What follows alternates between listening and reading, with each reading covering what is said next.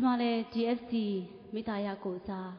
ကျေးဇူးတင်ကြောင်းအနေငယ်ပြောပြခြင်းရင်းနဲ့ဖျားရှင်နာမတော်ချီးမွမ်းချင်ပါတယ်။ရှိဥစွာဖျားရှင်နာမတော်ဘုန်းကြီးပါစေ။ဖျားသခင်ကအင်မတန်မှကောင်းမြတ်တဲ့ဖခင်ဖြစ်ပါတယ်။ဒီခရစ်စိတ်မတိုင်ခင်မှာပေါ့နော်ကျမတို့ DFC ကနေပြီးတော့ပြဿနာတွေပြင်ဆင်ကြတယ်။တကယ်ပဲအလုပ်လည်းများပါတယ်လူအနေနဲ့ဆိုရင်ဒါပေမဲ့ဖျားရှင်ကကျမကိုရှိဥစွာဂတိတော်ပေးလာပါတယ်လို့အဲ့ဒီဂတိတော်ဟာ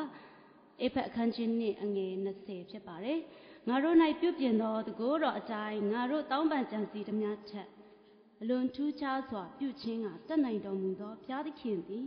ယေရှုခရစ်အားဖြင့်အသင်းတော်၌ကပ္ပအဆက်ဆက်ဘုန်းကြီးတော်မူစေတည်းဒီနှုတ်ကပတ်တော်ကျမရရှိခဲ့တယ်ဒါပေမဲ့ဘုရားရှင်ကအလွန်ထူးခြားပါပြုမလဲကျမမရင်သေးဘူးပေါ့နော်ဘုရားရှင်ကြံစီထားတဲ့အရာဘာလို့ခုမှကြိုတင်လဲနားလည်းမကြောက်မျက်စိလည်းမမြင်ဘူးခမဆက်တွမြတချင်းအလွန်ထူးခြားစွာကိုရောပေးမယ်ဆိုအဲ့တချင်းကြီးပဲမတိုင်ခင်ခရစ်စိတ်မတိုင်ခင်မှာအဲ့ဒါပဲနှလုံးသားမှာထွက်လာတယ်နားထဲမှာအဲ့ဒါပဲကြားနေတယ်အဲ့လိုနဲ့ပြင်ဆင်ကြတယ်ပြင်ဆင်ကြအဲ့ပြင်ဆင်ရင်းနဲ့တောင်မှဂတိတော်လည်းကြားနေတယ်တစ်ဖက်မှာယဉ်သက်ခြင်းအပြည့်လည်းရှိတယ်ဒါပေမဲ့ခရစ်စိတ်ကတော့မနဲ့ပြန်စနေပြီလေရင်ကလုံးဝမဖွင့်သေးအဲ့လိုမျိုးပေါ့နော်ပြဖျားကြောင်းလာလိုက်သွားလိုက်ပြင်ဆင်လိုက်အဲ့လိုပဲလုပ်နေဆရာထွမြောက်လည်းမေးတယ်ဆရာလေရင်ပြန်ပြီလားလေရင်ကတော့ပြန်နေတာပဲအဲ့လိုပဲပြန်ပြောအဲ့လိုနဲ့ကျမလည်းဒါမဲ့လို့လူအနေနဲ့လူလုံနိုင်တဲ့အပိုင်းကတော့အပြည့်အောင်လုပ်မယ်လို့ကိုရောနှစ်တာဝင်ပဲကြံတော့တယ်နော်လို့နောက်ဆုံးနေ့မှာဆိုကျမအဲ့လိုပဲပြောတယ်ဖျားကြောင်းထဲမှာအဲ့လိုနဲ့ပြင်ဆင်ရင်းနဲ့သွားတဲ့ခါမှာဖျားရှင်ကတကယ်ပဲခရစ်စိတ်မှာလည်းပဲအလွန်ထူးခြားစွာဖျားရှင်ပြုတဲ့အရာလက်ရာအလုံးမြင့်မြင့်တင်ရှားလည်းဖြစ်ပါတယ်ဒီအမှုရာဖျားရှင်ပြုတဲ့အမှုရာတတ်ပဲဖြစ်ပါတယ်လို့ဆိုတော့ဒီပြဿနာအပြင်ကျမသင်ခန်းစာထူးခြားစွာရရှိခဲ့တဲ့အရာတစ်ခုကဖျားရှင်အမှုတော်မြတ်မှာအစေခံတဲ့ခါမှာနေရာမှန်ဖို့အရေးကြီးတယ်ဆိုတာသင်ခန်းစာရပါတယ်အဲ့ဒီနေရာမှန်ကအရေးကြီးဆုံးက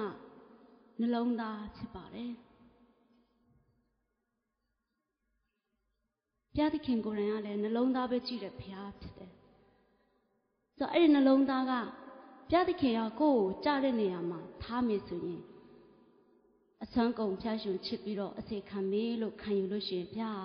အဲ့ဒီတောင်းထဲမှာပြင်ဘုရားအသုံးပြုတယ်။ဆိုတော့နှလုံးသားမှန်ဖို့နံပါတ်1အရေးကြီးတယ်ဆိုတာကျွန်မသင်ခန်းစာရတယ်လို့ဒီမှာရှိတဲ့မိဘကြီးကိုမောင်မများအရောက်စင်တိုင်းကိုလည်းပြောပြချင်ပါတယ်လို့ကျွန်မဒီပြတ်သက်ကို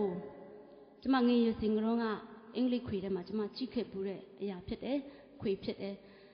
ပြီးတော့မှနှလုံးသားမှာအမြဲတမ်းမမေ့ဘဲနဲ့ကြံခဲ့တဲ့ပြတ်သက်ဖြစ်တယ်ဒါပေမဲ့ကြီးလာတဲ့အထိကျွန်မအခုဒီဘန်ကောက်မှာရောက်လာတဲ့ခါမှာခရစ်တော်ရရှိခဲ့တယ်ရရှိလာတဲ့ခါမှာဒီပြတ်သက်ကိုပြန်လဲအမြဲတမ်းတစ်ချက်တတိယမိတယ်ဒါပေမဲ့တရက်မှာအန်တီတို့စာစီကပမာပြီးမပြန်ခင်ကြားမှာသူကကျွန်မကိုခေါ်တယ်အေးဝင်ကလေးသွားဖို့အဲ့သူနဲ့လည်းသွားပြီးတော့မိသားပြုရင်းနဲ့သွားမယ်ဆိုပြီးတော့သူတို့အိမ်သွားလေရင်းနဲ့မမျောလင်းပဲအဲ့ဒီခွေတွေ့ရှိသွားတယ်ပေါ့နော်ခွေတွေ့သွားပြီးတဲ့ခါမှာအပေါ်ရေးလို့အပေါ်ဖုံးဆက်လိုက်တယ်ဒီနေ့ဒီဇင်ဘာခရစ်စမတ်လို့ဒီခွေပြတ်ဆက်လို့ရအောင်လို့ပြောတယ်နဲ့သူကလည်းအဲ့ဒီဘက်မှာစုကျေစုရှိတဲ့ခါမှာကျမသူ့ကိုကူညီတောင်းတယ်သူလည်းအစွမ်းကုန်ပါဝင်ပေးတယ်ကျမကိုကူညီပေးတယ်အဲ့ဒါနဲ့ကျမတို့လှုပ်ဖြစ်သွားတာဖြစ်တယ်ပေါ့နော်ဘုရားရှင်ကျေးဇူးတော်ကြောင့်ပဲဖြစ်တယ်ဘာကြောင့်လဲဆိုဒီပြတ်ဆက်နဲ့ပတ်သက်ပြီးတော့ဖျားခြင်းတကယ်ပဲအကြံစီရှိတယ်ဆိုတာလဲကျွန်မနားလေတယ်နံပါတ်1ဖျားရဲ့အမှုတော်မြတ်မှာအစေခံတဲ့ခါမှာနေရာမှန်နှလုံးသားအဲ့ဒီနေရာအလုံးထဲမှာနံပါတ်1ကနှလုံးသားဖြစ်တယ်ဆိုတာအဲ့နှလုံးသားဘာလဲဆိုရင်ဖျားရဲ့အမှုတော်မြတ်မှာအစေခံတဲ့ခါမှာဖျားရှင်နာမတော်ချီးမြှောက်ဖို့ရန်အတွက်တာဖြစ်စေပါကိုရောဘုန်းတော်ထင်ရှားဖို့ရန်တာဖြစ်စေပါကိုရောနာမတော်ကိုရောနိုင်ငံတော်ကျေပြန့်ဖို့ရန်တာဖြစ်စေပါဆိုပြီးနှလုံးသားနေရာမှန်ခံယူထားပြီးတော့အစေခံမယ်ဆိုရင်ဘုရားသခင်က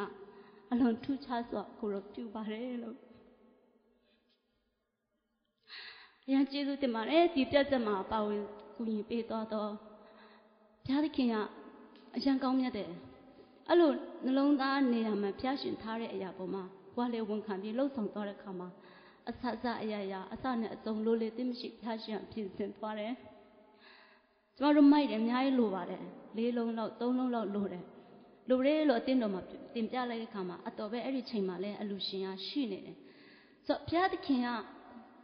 ကိုယ့်တက်တာထဲမှာ ယုံကြည်သူတက်တာထဲမှာဖျားရှင်အတွက်ပဲလို့လှုပ်ဆောင်တိုင်း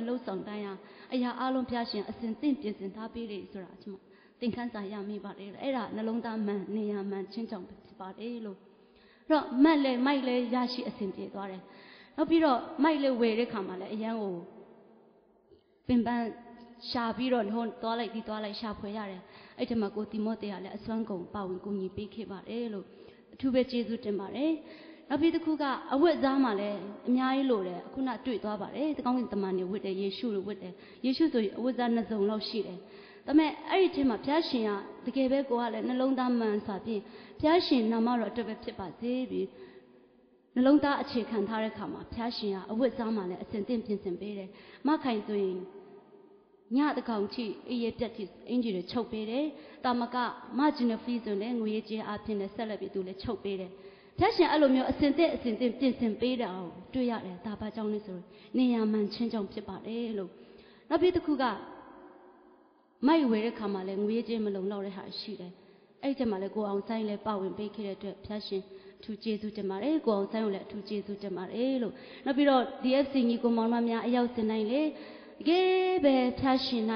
ပျောက်ဆုံးဝိညာဉ်များကိုချစ်ပြီးဖျားရှင်ကိုချစ်ပြီးတော့အစွမ်းကုန်ကြရကန္တ